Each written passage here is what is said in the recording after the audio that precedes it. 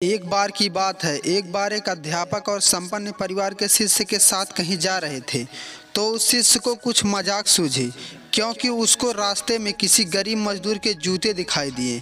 उसने अध्यापक से कहा, गुरुजी, अगर हम इन जूतों को छुपा दे तो कितना मजा आएगा। लेकिन गुरुजी ने कहा कि नहीं, गरीब इंसान के साथ इस तरह का भद्दा मजाक करना ठीक नहीं है। उसने कहा, क्यों ना हम इन जूतों में कुछ सिक्के डाल दें और देखें कि इसका इस गरीब मजदूर पर क्या प्रभाव पड़ता है। उन्होंने ऐसा ही किया। जैसे ही मजदूर अपना काम करके लौटा और उसने एक पाँव अपने जूते में डाले तो उसको कुछ कठोर सा महसूस हुआ। उसने अंदर हाथ डालकर देखा तो उसको कुछ सिक्के दिखाई दिए। वह थोड़ी आश्चर्य में पड़ गया। आसपास किसी को देखा तो कोई भी दिखाई नहीं दिया। वापस उसने दूसरा पैर अपने जूते में डाला और वापस उसको उसमें कुछ सिक्के दिखाई दिए। अब दोनों जूते के सिक्कों को उसने अपने हाथों में रखा और प्रभु की तरफ इशारा किया, हे प्रभु, पता नहीं किस भले मनुष्य ने यह सिक्के मेरे जूते में छुपाए हैं, लेकिन जिसने भी छुपाए हैं उसको मेरी दुआ है ताकि इन पैसों से मैं अपने बच्चों और पत्नी के लिए कुछ खाना और दवाइयाँ ला सकूंगा। और इतना बोलकर वह चला गया। इस बात को शिष्य और अध्यापक दोनों सुन रहे थे।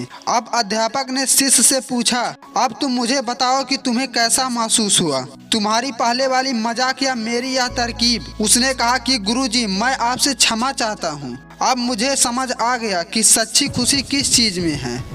जब हम किसी का मजाक उड़ाते हैं तो हमें कुछ पल का आनंद मिलता है, लेकिन इससे हमें बद्दुआ मिलती है। लेकिन अगर हम किसी की मुश्किल परिस्थितियों में मदद करते हैं और जिसकी भी हम मदद करते हैं उसको भी नहीं पता कि हमने उसकी मदद की है, लेकिन अंदर ही अंदर हमें पता है कि हमने उस इंसान की मदद की है, यही सच्ची खुशी है। जब हम दूसरों को खुशी देते हैं तो हमें सच्ची खुशी मिलती है। इसी तरह खुशियाँ बांटते रहिए, लोगों की मदद करते रहिए और दान करते रहिए। जिसके भी आप काबिल हो, जितना भी आपसे बन पड़े, दान करें, लेकिन दान जरूर करें। इसका मतलब यह नहीं है कि आपको कंपलसरी या अनिवार्य रूप से इतने रुपए दान करें, क्योंकि हर किसी की जरूरत अलग अलग हो सकती है।